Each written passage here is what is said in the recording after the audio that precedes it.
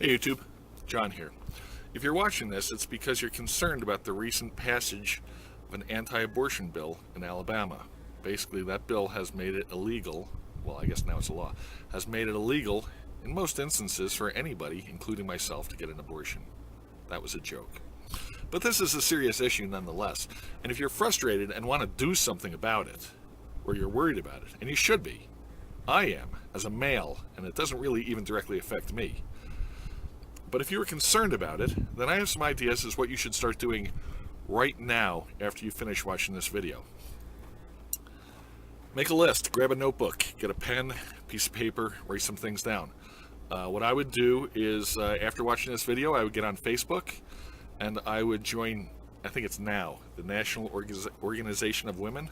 I'm sure they have a discussion group. I would join that group now, today. Play on words. I would join that group today. And show their support. And they will be putting out information that's a lot more timely, so it'll be sort of your way of keeping your ear to the tracks.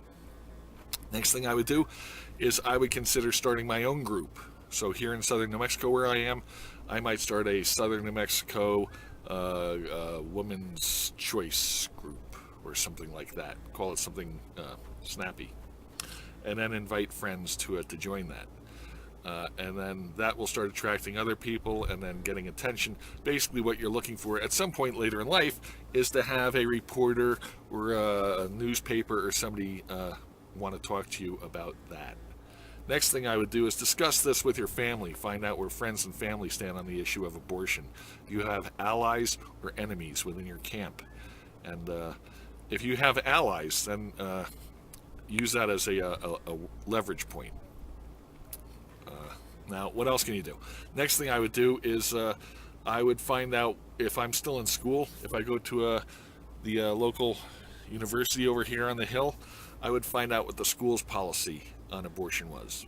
And I might ask the newspaper to do an article and ask the president of the school or college to come out with some sort of formal statement or policy with regards to what the university's thing is.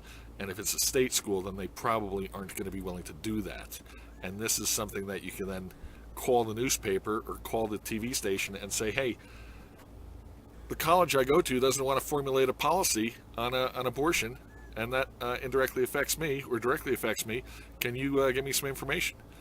Basically what you want to do is keep using the media and the internet and technology as a means of keeping fire underneath people's feet. Next thing I would do is I would go to a city council meeting, and I would go there and I would get on the agenda that you want to know what the city's policy is, or what the members of the city council's policy is towards abortion. And you would want to get that on the record, okay? They will fear it being on the record, and that's exactly, you want some stenographer there in the corner typing all this stuff down, that those 5 guys over there are pro-choice, or those 4 people over there are pro-life. You want it on the record, like I said.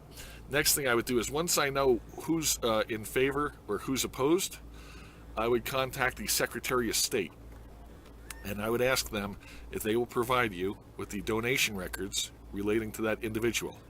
So I'm going to write to Santa Fe, or I'm going to email Santa Fe and ask them to provide me with the information available with regards to who on my city council got donations from whom in town, okay?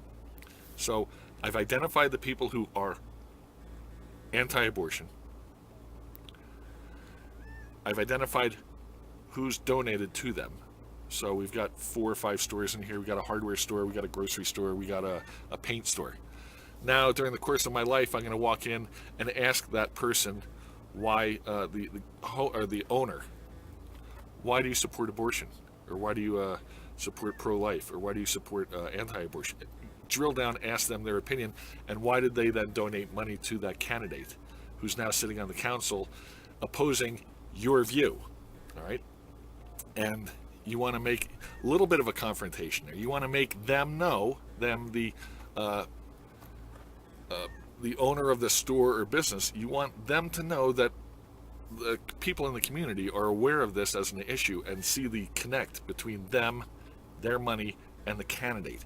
You don't want basically that blind tie between them and the candidate without any influence from you, because basically what's happening is they are influencing policy in your community with little to no input from you. Okay, so long story short, give the local businesses shit about the business. Next thing I would do is I would see if I could get the hospital's policy, and I would see if you've got any advocates in the medical field at the hospital, any I don't know, midwives or any what are they,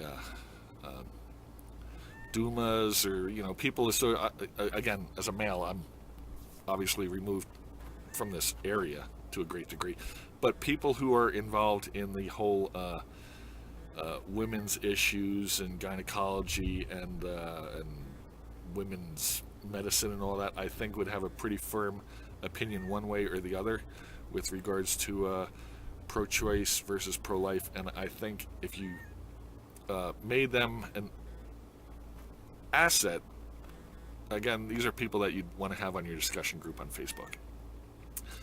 Next thing I would do is I would find what every person on your state legislature, what their opinion is. And this is where the internet will come in handy. I would do a bulk email to everybody asking if they would provide you with an official policy statement from their office with regards to what their stand is on the issue of abortion. Are they in favor of it, or are they opposed to it?